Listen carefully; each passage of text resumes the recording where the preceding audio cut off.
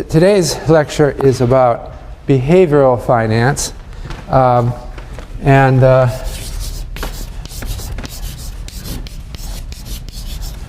This is a term that emerged into public consciousness around the mid-1990s. Before that, it was unknown. The term efficient markets is much older. I mentioned the idea goes back to the 19th century. The term goes back to the 1960s. But behavioral finance is a newer revolution in finance. And it's something that I've been very involved with. I've been organizing workshops in behavioral finance ever since 1991, working with Professor Richard Thaler at University of Chicago. So we've been doing that for 18 years. It's amazing. It's a long time for you, right? When we started, we were total outcasts, we thought. Nobody appreciated us. I had tenure, so I could do it. But, you know, the problem is you don't want to do things that are too out of fashion. Fortunately, we have a system that allows it to happen. I'm very happy to have that. But what behavioral finance is a reaction against some extremes that we see in efficient markets theory, or also in mathematical finance. Mathematical finance is a beautiful structure, and I admire what people have done, and I've worked in it myself. But it has its limits, and eventually, you know, the way a paradigm develops, it goes through a certain phase. When mathematical finance was new, say in the 1960s, it was all the exciting thing, and nobody wanted to work on anything else. You wanted to be doing the exciting thing. As the 70s and 80s wore on, it got to be a little bit overdone. You know, people run with it too far, and they think that's all we want to do, and we don't want to think about anything else. And then they start to get sometimes a little crazy, and so then we had to reflect that, well, you know, things aren't perfect. The world isn't perfect, and we have real people in the world. That led to the behavioral finance. So behavioral finance really means, what does it mean? It's not like behavioral psychology. It doesn't mean behavioral psychology applied to finance. It really means something much more broad than that. It means all of the other social sciences applied to finance. So the economics department is just one of many departments in the university that teaches us something about how people behave. And so if we want to understand how people behave, we can't rely only on economics department. So I think that it's coming around to a unifying of our understanding. Since then, since the beginnings in the 90s, our behavioral finance workshops have grown and grown, and of course, so many people are involved in it now. It's now very well established. So before I get into that, I wanted to give some additional reflections on the last lecture. And I have this chart, which you saw last time. Actually, it's an Excel spreadsheet that I also put it up already on the Classes V2 website, and so you can play with it. But I just wanted to reflect again. I know I'm repeating myself a little bit, but it's very important. And what we have in this chart is the blue line is the Standard & Poor Composite Stock Price Index, going back to 1871, from 1871 to 2008, right now. So that's like 130 years of data, and that's the blue line. You can see the, you know what that is there? That's 1929, and that is the crash of 1929. Well, actually, it extended to 1932. And you can see other historic movements. There's the bull market of the 1990s, very big upswing. And then there's the crash from 2000 to 2003. I don't know if you remember these things. They were big news. Not as big as the 1929 crash. But the upswing was just as big as the 1920s upswing, wasn't it? Here's the 1920s upswing, and here's the 1990s upswing. Huge upswing in stock prices. This is in logs, by the way, so that means that the same vertical distance refers to the same percentage change in the price. And then I had, as I said last period, I have a random walk shown. So that's the pink line. And the random walk is generated by the random number generator. I fixed the random number generator so I made it truly normal this time. And it slows it down a little bit. But if you press F9, we get another random walk. But it's always the same stock price. This is a random walk with a trend that matches the uptrend of the stock price. So I can press, it kind of looks similar, doesn't it? It kind of shows that in some basic sense, the stock market and the random walk are the same. Here we have the crash of, here we have the market peak of 1929, right? Except it turned out in this simulation to have occurred in 1910 or thereabouts. And then we have that's the depression of the 30s, except it's not the 30s. And I can just push a button and we get something else. I find this amusing. I don't know. Unfortunately, we lived through only one of these in our lifetime. There's a TV show about parallel universes, right? What's the name of that show? Can't remember it. Isn't there? Don't you know this show where they go in some kind of time machine and they emerge in another parallel universe where history took another course? Well, anyway, these are parallel universes that we're seeing. In some of these universes, Jeremy Siegel would write his book, Stocks for the Long Run, and in some of them, he would not, because, well, this one he might not, because in this case, the stock market was just declining for the better part of a century. The thing I don't see in these charts, and I think we haven't captured it perfectly with just a standard random walk, is I don't see any crash as big as the 29 crash. I mean, it's hard to get them. I keep pushing F9. This just seems to dominate, right? There's nothing as big here. Press F9 again. I mean, you can keep pushing and pushing, and maybe you'll get one. But you get the idea that there's something anomalous about that crash from the standpoint of this random walk theory. I'm not getting one, right? And that's something we'll talk about. I would attribute, I can push for a long time and I don't see, well, there's a pretty big one. Isn't that just about as sharp? Not quite as sharp as the 1929 crash, but it's hard to get them. So I think that one thing, there's a couple of things that we'll come back to. One is, I think I've already mentioned it, fat tails, that stock price movements have a tendency to show some extreme outliers that are not represented by the normal distribution. But also, there's variations in the variance.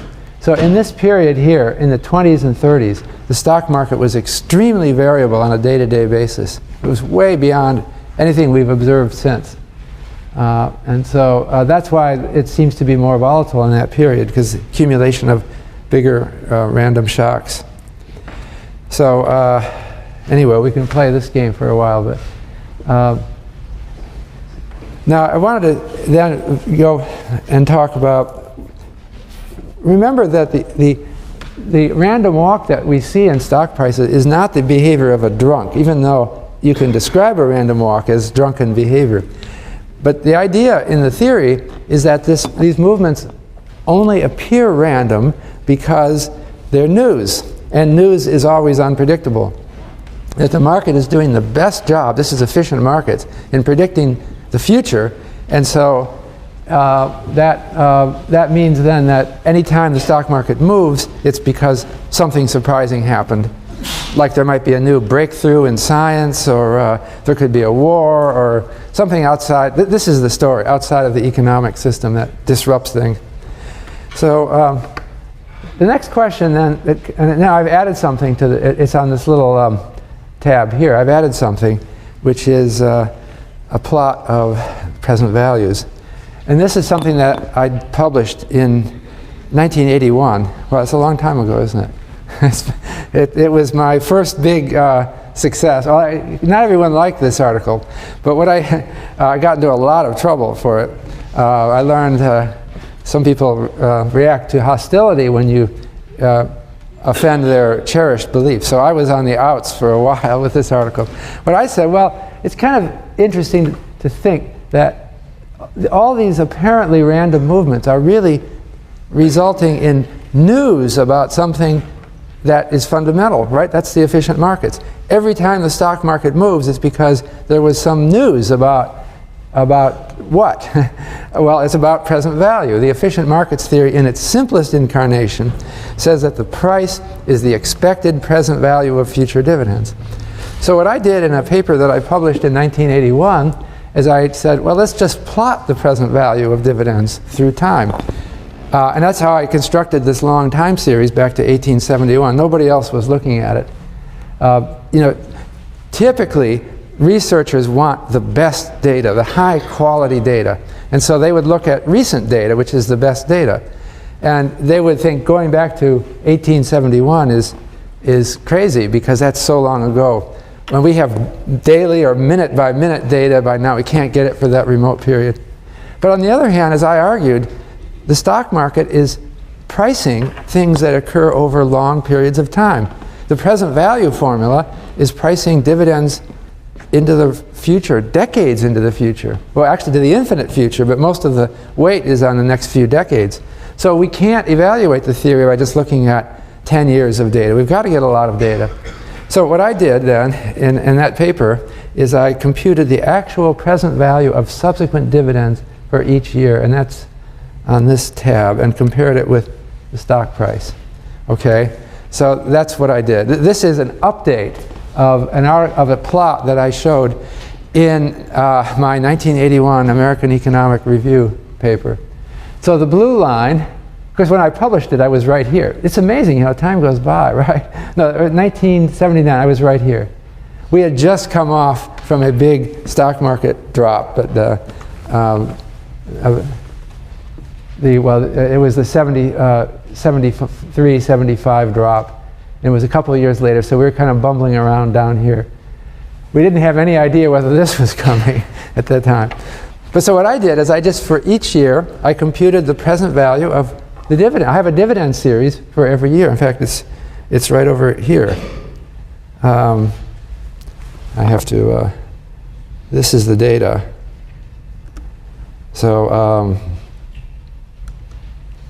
I have this is the S&P price index monthly back to 1871, and here's the dividends they paid per share every year since 1871. So I just, for each year, I took all subsequent dividends and I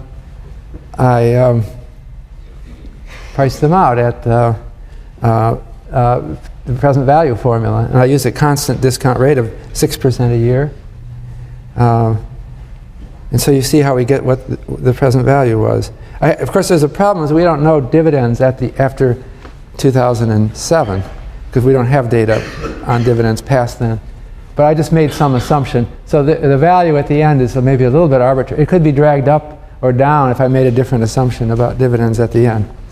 But more or less, this is going to be what actually the present value of dividends was over this whole period. And so here's the dilemma, and this is what I said in my 1981 article. This is the thing that is supposed to be forecasted, right? That's the present value. And the blue line is the forecast of that thing. So then you ask, does this look like a good forecast? Were people doing a good job of forecasting the red line with the blue line? Now that may be a loaded question, but I think that you get the impression that there's something possibly wrong here with efficient markets, because the red line is just a smooth growth path, like nothing happens to it. And yet the stock market is going up and down all over the place. So it's a little bit like if you had a weather forecaster, all right? And this morning he says, I predict today that the low today will be minus 100 degrees. Okay. And then 2 days later he says, I predict that the low today will be plus 150 degrees. You would eventually start concluding that this weather forecaster can't be trusted because we never get to those temperatures. And that's sort of what the stock market is doing. It's fluctuating much more than the thing that's forecasted. Of course, you got to be careful. I ended up with so many critics. There's a lot of issues here that some people said, well, but of course people don't know where the red line was last period. And other people said, well, you just are showing one reality for the realization. You're showing, they kind of get back to this parallel universe story. There must be another universe where there's another Earth and where everything looks the same except that the red line did something very different, okay? And that could be. So people are saying, you never know, there could have been a communist revolution in America in the 1930s, and they could have nationalized the whole stock market, and then the red line would be down at 0, right? They would have taken the whole thing. Or there could have been some good news, I don't know, some great breakthrough that we haven't discovered yet, but in another reality they could have. And so all this noise in the stock market could have somehow been new information about things that didn't happen. And so, well, I mean, I think we're getting kind of philosophical when we go to that. The point is that we've never seen any movement in the present value of dividends that would justify the movement. And if we knew the future with certainty, according to this model, then the stock market would behave like the red line, not like the blue line. So, well, anyway, for example, let's look at the Great Depression of the 1930s. At least, at the very least, I think this chart will show, reveal some misconceptions that some people have. The Great Depression of the 1930s was awful, right? I mean, you hear these stories? I assume you hear these stories. We had 25% unemployment at the peak, right? Sounds really bad. We had people selling apples on the street. You must know these images, right? So it sounds awful. But look what happened to P-star in the Great Depression. I can't hardly see anything. Well, what actually happened was businesses continued paying their dividends right through the whole depression. And some of them cut their dividends, but it was only for a few years, you know. And so the present value of, the value of stock depends on what it pays out over decades, not just next year. So the stock market, if people knew even if they knew the depression was coming, they shouldn't have marked down the stock market so much. According to the simple, efficient market story, according to the present value story. So, you know, at the very least, I think that this diagram helps you to see what is wrong, or what simple theories are wrong. And so it must be that if the stock market is reacting to new information over all this century of history, it must have been new information about things that just didn't happen. You know, it could be that an asteroid almost struck the Earth and then it just missed. And so the stock market crashed, and then when it missed, it came back up again. Right? And so we don't see any interruption in dividends. But it has to be something like that. The problem is I can't think of anything like that. I don't think that any asteroid came close to the Earth, not close enough to be worried about. And I can't think that the communist revolution had much chance of taking place in the United States. So, but you can imagine, and so we don't know. Behavioral finance kind of tends to reach the opposite conclusion, that this volatility in the stock market is the sign of something else. It's some social forces, some speculative bubbles, some activity that is not related to anything fundamental. And so the reason I got so much hostility when I wrote these papers is I was striking a nerve, I guess, because many people had developed these beautiful mathematical theories that said that the stock market was the optimal predictor of everything. And I was saying the emperor has no clothes. So there are others like that. So what is happening? You know, what I'm coming around to think, maybe it's my cynical view. I've always been a cynic. I don't know if you are cynics or not, but I think people convince themselves of things. People think they understand things better than they are. And so you know, you spend your whole life looking at this one picture of the stock market, and you think you have an explanation for all of it, all rational, good But it's just overconfidence that's doing that. It's an illusion. So I wanted to talk about overconfidence.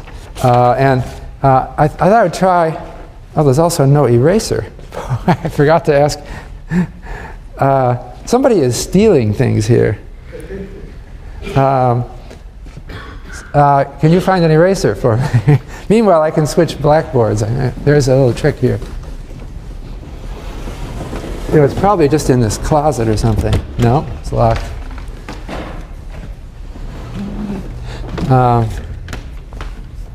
So I wanted to try an experiment of asking you a series of a few short questions.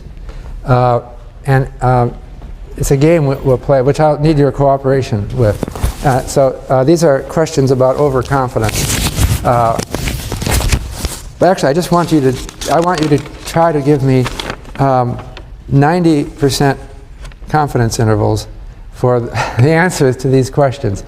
Do you know what a 90% confidence interval? It's for example, if I were to ask you how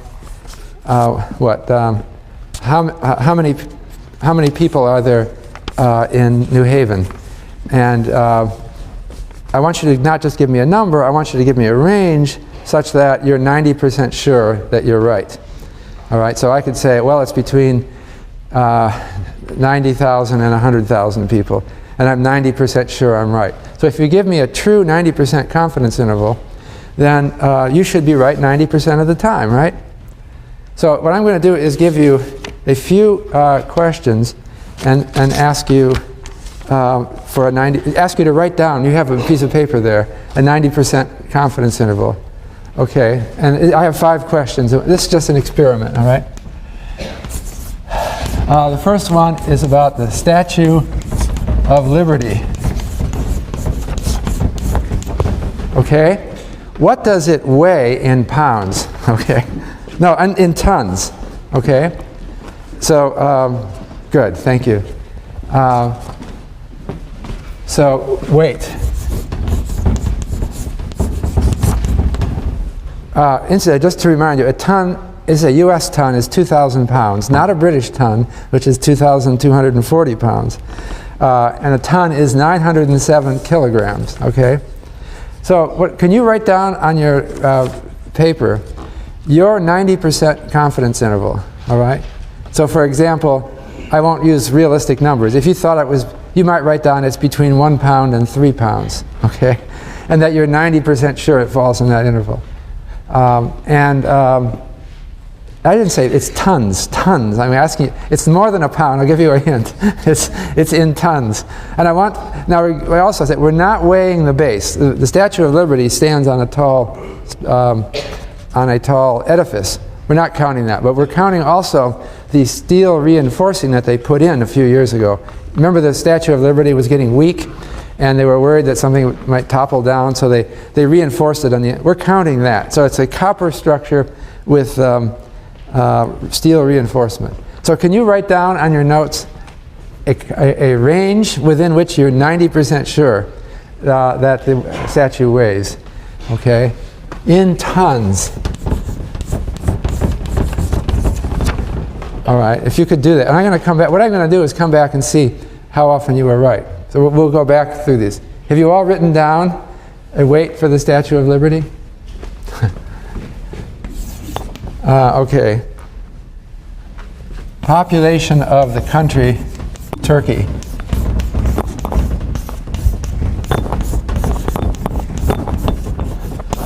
But since I don't have the current population, I want it in the year 2000. I didn't get the latest estimate. So how many people were there in Turkey in 2000? Okay, and again, put down a range, a low and a high, that 90% sure. Third is Sahara Desert.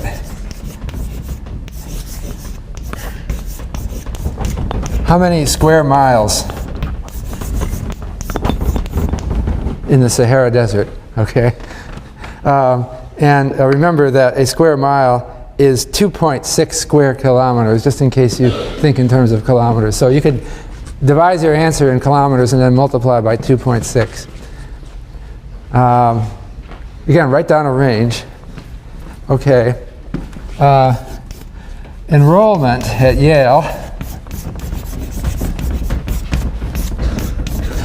By the way, I should have asked, you have to be honest with it. You could game me by writing really wide intervals for 9 of the 10 questions and then an extremely narrow interval for the 10th.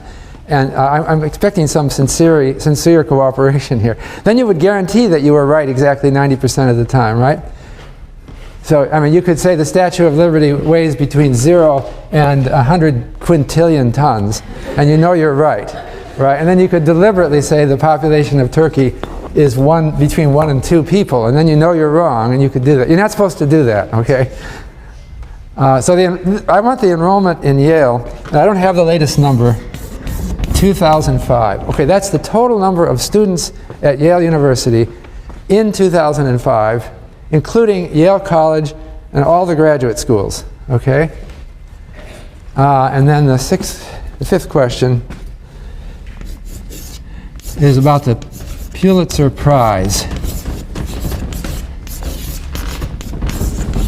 You know this prize? It's a prize that journalists win for writing great articles or books. I want to know how much do you get in cash if you win the Pulitzer Prize? All right? And I have it for last year, 2007. It might be different in 2008. So I'm asking for the 2007 in dollars. Okay? In dollars. Okay. So I hope you were honest in putting confidence intervals. If you've gotten them. Now what I'm going to do, if you've answered all 5 questions, I'm going to tell you the answers, the correct answer, and then ask for a show of hands of how many. Please be honest and don't be raise your hand if you were right. Meaning that if my answer falls within your 90% confidence interval, okay? So, okay, let's go to the Statue of Liberty. The Statue of Liberty weighs 252 tons, okay? So can I have a show of hands? How many people here has 252 in the interval? Okay, okay, you're doing fairly well. What fraction? Keep your hands up. It looks like it's about, what would you say, like 20%, 25? So I thank you for being honest and not gaming me. It should have been 90%, right? Who were right? Okay, what is the 2000 population of Turkey? I'll give you the exact number that I got from their statistic. 65,666,677. Okay? So that's a little over 65 million. So how many people have that in their interval? Okay, that's better. It's like 40%? 50, 40 or 50. You're doing better. But it's still not 90. How many square miles in the Sahara Desert? 3.5 million. Okay. Can I get a show of hands? How many were right on that? Oh, this one really got you. That was like 5%. Right? Is anyone right on all of them so far? No, but enrollment in Yale fall 2005, 11,483 students. Okay, how many were right? Okay, that's about 40, it might close to 40%, I'd say. And finally, how much do you win if you how much do you receive if you win the Pulitzer Prize? $10,000. Can I have a show of hands? That was okay, that was really low. That's like 5%. I knew that was a trick, because you've heard about the Nobel Prize. Those are both prestigious, right?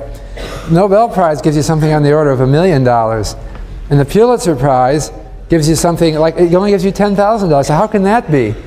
So I sort of picked something that I thought you might be wrong on. That reveals something about human behavior. People, you know, it's a choice in life. You go into different walks of life. This is something that is fundamental to economics. There's just different expectations about how much money you're going to make. And if you go into the news media, and I think that's a wonderful career, but you're not going to make much money, probably. And the whole thing is just scaled down. And I think this, there's something revealing about this, that we just have social norms for how much someone is to be paid. So if you were to give Steven Schwartzman a $10,000 prize, it would be more like an insult than anything.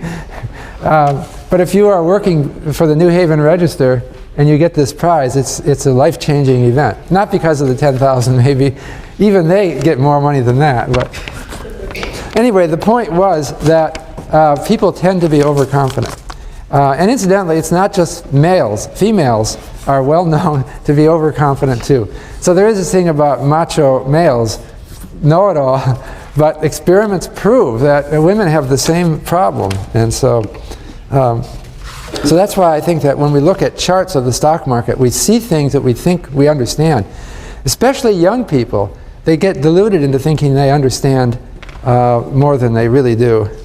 So I wanted to talk about some authors that I admire who've written about this.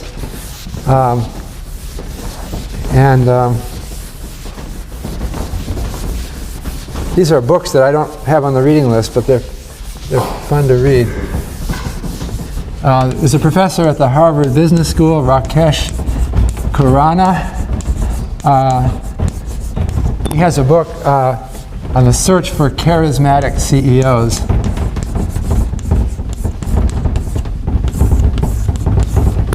That is, companies, it's not just overconfidence in yourself. We tend also to put overconfidence in leaders. And so we have this is an A at the end. We have a sense that some people are just natural geniuses and know everything. And so we think that they can transform our lives or our companies. And so boards of directors are constantly looking for a CEO who is a genius. And they keep getting fooled and disappointed. They bring someone in, and this person often messes things up more than helps, because this person realizes that he or she has to live up to this genius role. So they better do something. So they do something in a flailing way, not understanding what they're doing, and they mess up the whole company. Really, a lot of what happens in good things that happen in human society are the result of lots of people doing their own special things and all working together, and there's no great genius underneath. But there's this idea in our mind that we are going to be such a thing. Related to that, I wanted to mention, and it's on the reading list, an article by one of my students in this class, who's now at MIT. He took this class about 10 years ago. Fadi Kanan, and co-authored with another MIT professor, Dirk Genter, and again, looking at overconfidence in our judgments. Again, they looked at CEOs, chief executive officers of companies, and they found that companies in industries that fail tend to fire their CEOs. This is unjust. This is an overreaction. You bring in this CEO who's supposed to be brilliant, okay, and then the business fails, so you fire the guy right after that. We're kind of manic depressive about these guys. When the business fails, we think, we were such a mistake, this guy had such promise and he just didn't live up, so we get rid of him. But in fact, they found that the CEO gets fired even if the whole industry went down. So, I mean, you can't blame the CEO for the fact, if you're one company in an industry and the whole industry goes down, or the remaining industry, even not including that firm, it's not the CEO's fault. So we tend to be kind of wild and extreme in our judgments. You've seen that a lot. A lot of CEOs lost their jobs recently in the subprime crisis. Was it their fault? Probably not, but they get fired anyway. So we go through this manic depressive, we try to hire charismatic CEOs, then we get disappointed and we keep going through musical chairs one after another. And then Nassim Taleb, who lives here in Connecticut, and I know him well. He has a book called Fooled by Randomness, which was a bestseller, and it's very fun to read. it's a story. He was at Wall Street. He had an investment management firm, and he observed a lot of people. And it's a book about how people overinterpret. They tend to blame themselves for failures and congratulate themselves for successes too much. And they don't realize that it's just random. So some guy who's in a business, the business is succeeding. Why is it succeeding? Because the guy came in dumb luck at the right time and everything is supporting that. Concludes that he's a genius. And then Taleb observes them later after things don't go so well. And then suddenly they are depressed. And I talked to stockbrokers before and after the '87 stock market crash, and one of them told me, or maybe more than one of them told me, I can tell that the crash occurred from the tone of voice of the people when they call up the phone. So when the market was soaring just before the '87 peak, he said they would call up and they were brash and rude to me, and they would say, let's trade, let's get this done, kind of disparaging subtly the stockbroker. And then after the crash, when these people were sort of, many of them wiped out, they'd answer the phone in a sheepish way. You could just tell in the tone of their voice that they were crushed. And so that's what happens. I also have down on the on this part of the reading list, Irving Fisher,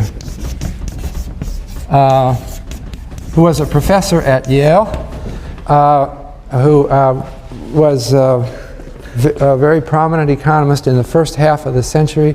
He's another Yale graduate, Yale class of 1895, I think. I'm sure he lectured on this stage because this building his office was in this building, I believe. He died around the mid-1940s, but he's famous for overconfidence. In 1929, he was interviewed just before, 2 weeks before the 1929 peak. And do you know what I'm referring to? He said he thought the stock market was on a permanently high plateau. And he wrote a book in 1929, actually it came out in 1930, about with this extremely optimistic outlook for the market. And he had a beautiful mansion. He was a wealthy man for a while, but he lost everything in the stock market crash. In fact, he had borrowed against his home, and he lost his house. And so Yale University bought his house for him and rented it out to him.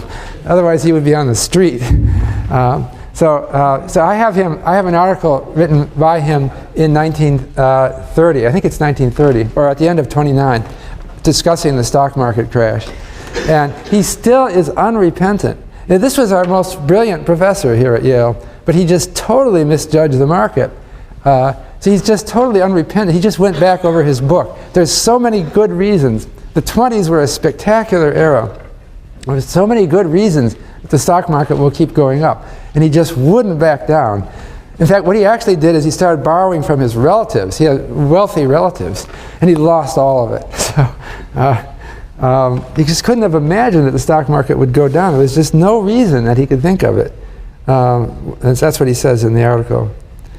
So anyway, I wanted to talk more precisely about how people behave. This is all general about overconfidence, but there are some other factors that I want to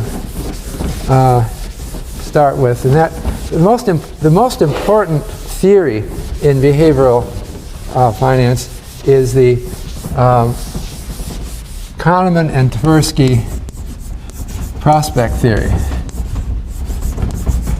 So Danny Kahneman, who is now a professor of psychology at Princeton, and Amos Tversky, who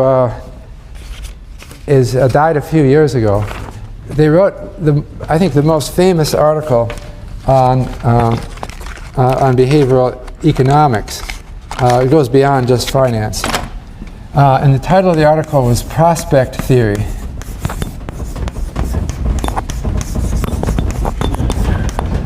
Okay, and that was 1979. This is, I think, the most, actually, I think there was a ranking of economics articles, scholarly articles, by numbers of quotation, and this was number 2 out of all articles written in the last 50 years. Number one, it was quoted for some other reason. I'm not sure. It was some statistical method that everyone quoted. But in terms of an intellectual contribution, this is the most important economics article in the last 50 years, at least judged by how many times it's cited.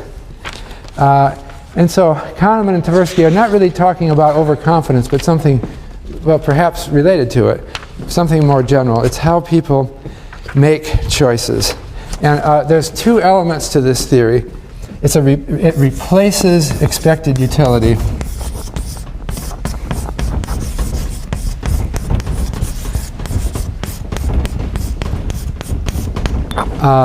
and it has what it does, it replaces the utility function with a value function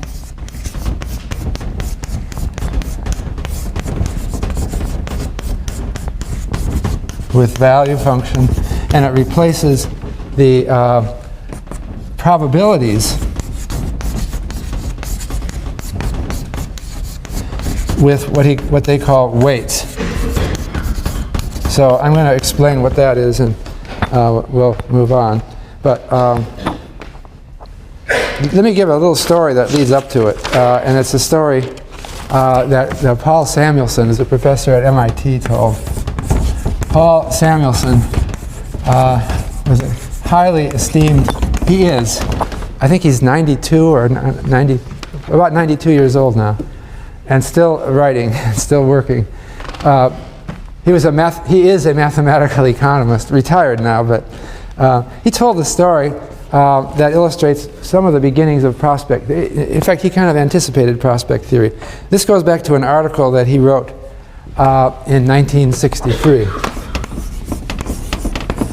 So in 1963, he was having lunch with one of his colleagues, another economist. He doesn't name this other person because it would be embarrassing, but everyone knows it was E. Cary Brown, a professor at MIT. And so Samuelson, in a playful mood, he always was sort of a playful person. He said at lunch, he said, "Hey, let's toss a coin. Let's make a bet just for the fun of it, okay? And if it comes up heads, I'll give you $200. But if it comes up tails, you give me $100. And he said, "Let's do it. I'm ready," okay? And this kind of took E. Cary Brown by surprise. That sounds like a lot of money, especially in 1963, right? The prices were much lower. That's like, what was it, like $1,000 and $2,000, something. It was big money, but of course these professors could afford it. It's not that much money. So let's just say it's 100 and 200, right? Do you feel like, if I were to offer that to you right now, let's do it. Because you don't have the cash on you now, but you'd have to promise to pay me if it came out wrong, all right? Do you feel like doing that? If I were? No, someone is answering me honestly. Introspect and think about it, where this is suddenly thrust on you. So E. Cary Brown said, "Oh, come on, I don't want to do this." Samuelson was being annoying by doing this. Then Samuelson had another idea. He said, "What if I offered," he didn't actually offer this, "what if I offered to, let's do this 100 times. We'll toss a coin 100 times, and each time it comes up heads, I give you $200, and each time it comes up tails, you give me $100. Well, E. Cary Brown, knowing mathematics of statistics and the law of probabilities, he said, "Well, if we do it 100 times, by the binomial theorem, I'm sure to win. I couldn't possibly. This is the elementary. 100 times is a lot of times. In fact, I'll make thousands of dollars." And so E. Cary Brown said, "I'll do it. I would do it." They didn't actually do it. And Samuelson then said, he went back to his office and he wrote a paper. That's this 1963 paper, proving that E. Cary Brown was irrational. You cannot possibly say, "I will take 100 of them, but I won't take one of them." That's not rational. And so that was one of the motivating things in Kahneman and Tversky. So what Kahneman and Tversky said is that people behave, and if you can introspect and imagine why some of you didn't feel like taking this bet.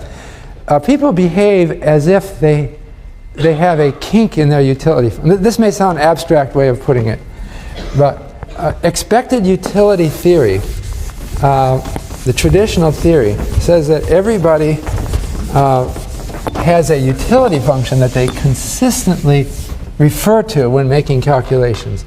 So I'm going to put Kahneman Tversky over here, and I'm going to put expected utility theory over here.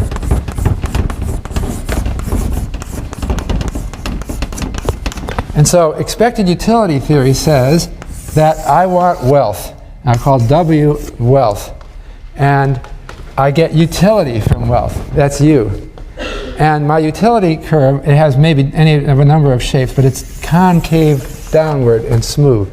So you have what's called diminishing marginal utility.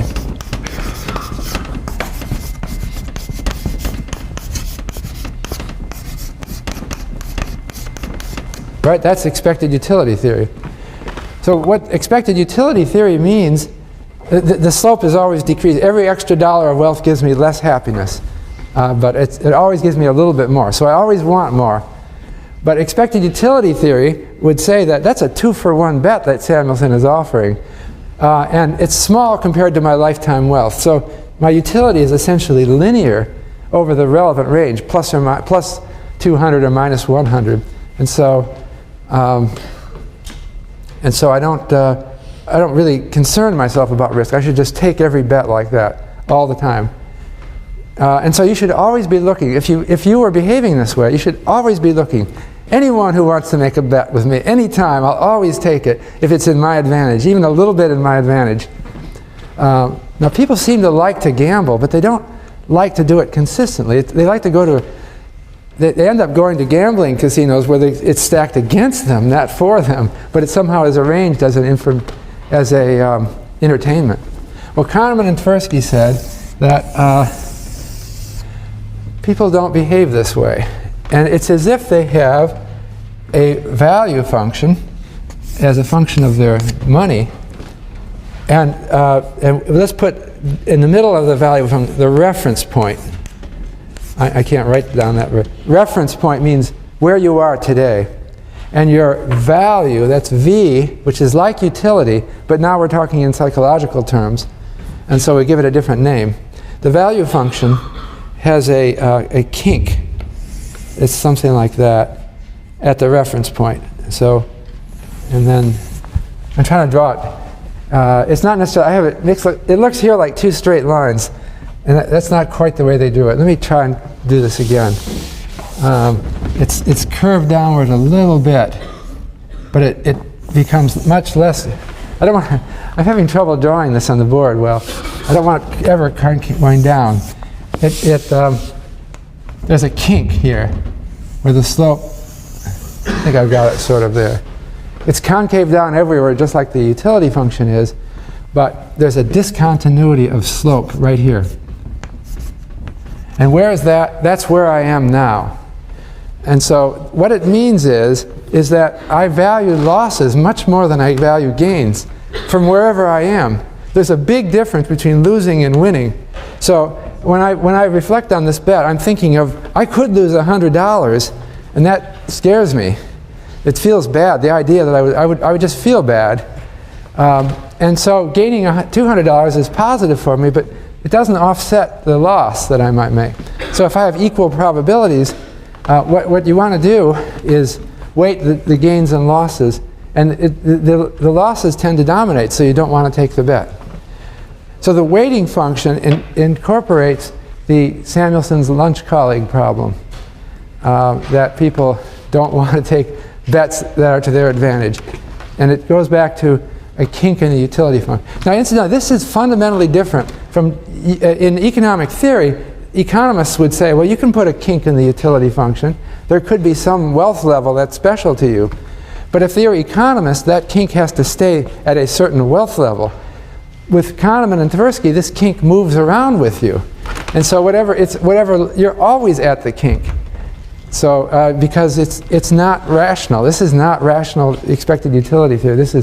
I'm always looking at where I am now and exaggerating in my mind the importance of deviations from that. So people are very concerned with small losses, and that's what the kink in the value function. Now I want to talk then about another Kahneman and Tversky thing that's called the weighting function. So the weighting function it refers to the fact that people distort probabilities in their mind.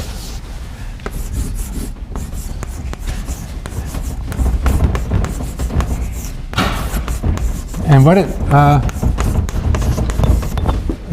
it's not that they don't know probabilities, but they distort them in their thinking. And so I'll give an example that illustrates the Kahneman-Tversky weighting function. And it goes back years before Kahneman and Tversky. It's a famous example from a French economist, Maurice Allais. And it's called the Allais paradox. And it illustrates thinking that violates expected utility theory. So I'm going to give you a choice between two prospects, as Kahneman and Tversky called them. Suppose I offered you a 25% chance to win $3,000.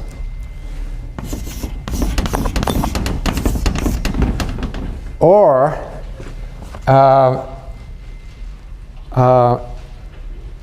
alternatively, a 20% chance to win $4,000. Okay?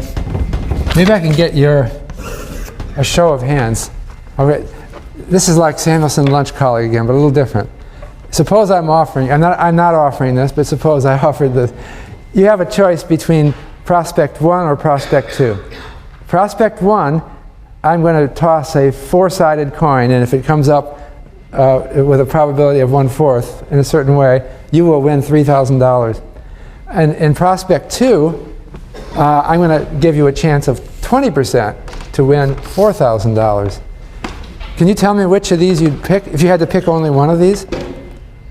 Do you understand the question? Okay, how many would pick number 1?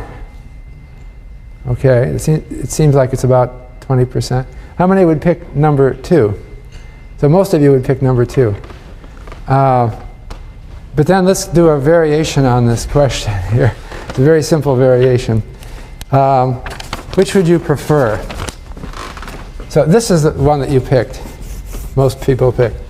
Okay. Another prospect. 100% chance of winning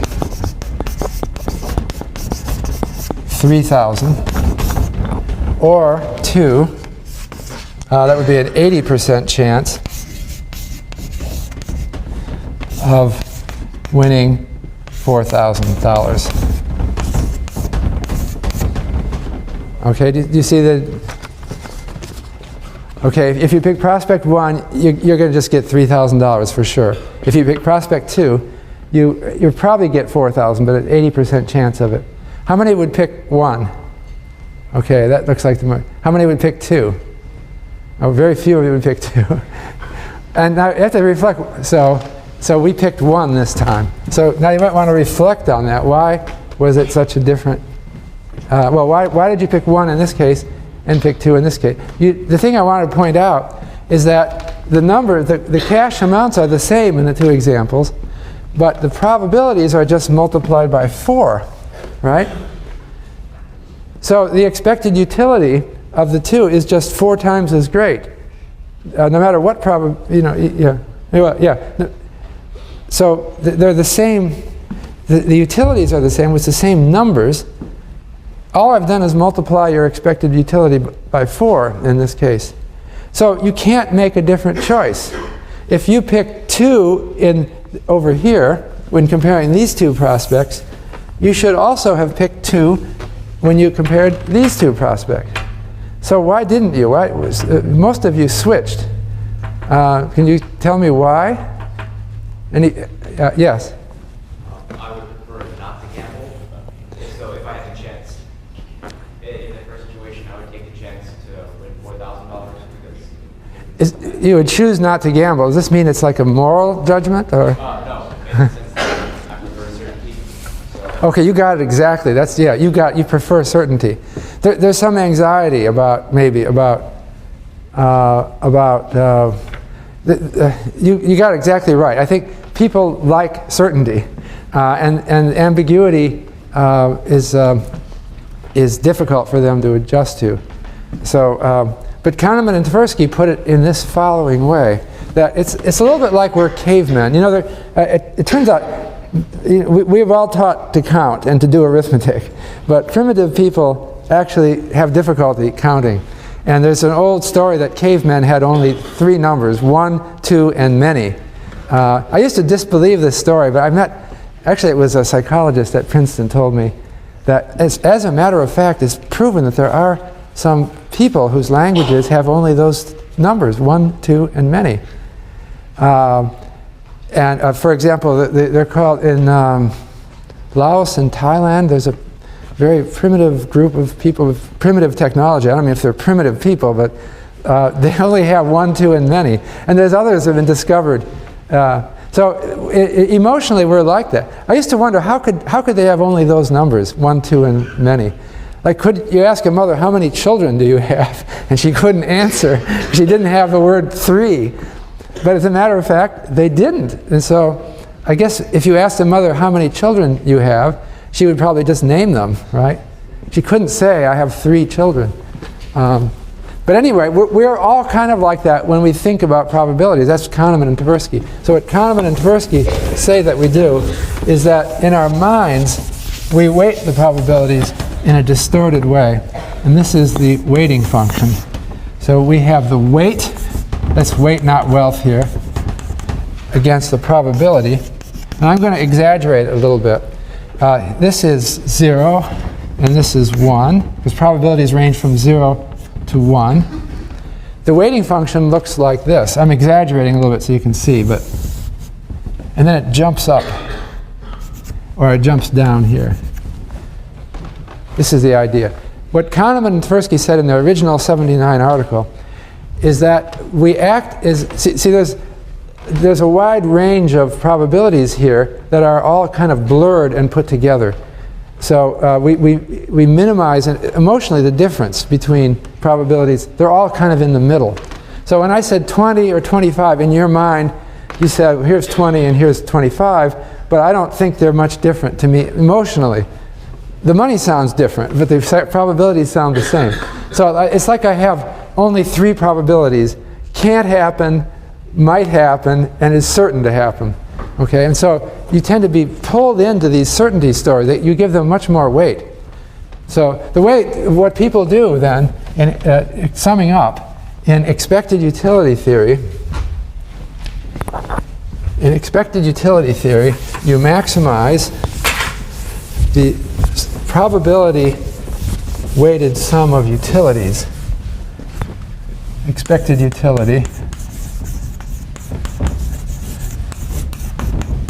You maximize the summation of the probability of the ith outcome times the utility in the ith outcome. But in prospect theory,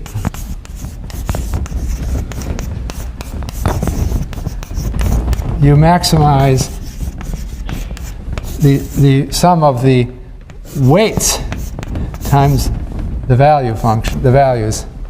Okay? And this is the Kahneman and Tversky variation on expected utility theory. So there's something related to it that psychologists talk about. It's called regret theory. But it's a little bit different, but it's essentially the same as, it's consistent with prospect theory. And that is that people experience pain of regret. And they do a lot of things to try to avoid the pain of regret. For example, when a stock market goes up, they try to sell it and lock in the gain, because they would worry that if it goes down again, I will regret not having sold it. And so that's not a rational calculation. If you come to something, you just have it and then it escapes you, you feel pain. I guess that's what happened at the Super Bowl last night, right? When the New England Patriots had a winning streak and they messed up at the very end. That's exceptionally painful, and that's part of regret theory. I don't know how pained any of you are, but It must have been painful to them anyway. So I just mentioned some other things that are related to prospect theory. There's something called mental compartments that people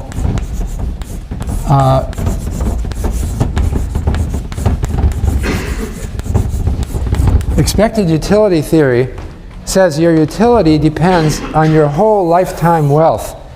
And so you should be always thinking that everything that happens today is just part of a bigger story. And I'm always thinking about my lifetime. And I had you do an exercise at the beginning where I asked you to estimate the present value of your lifetime income. And it probably came out to several $1 million. And so if you were behaving rationally, you would always be weighing things against that big sum of several $1 million. That's why plus $100 plus minus 200, who cares, right? That's the way you should be thinking. But you don't think that way because you are human.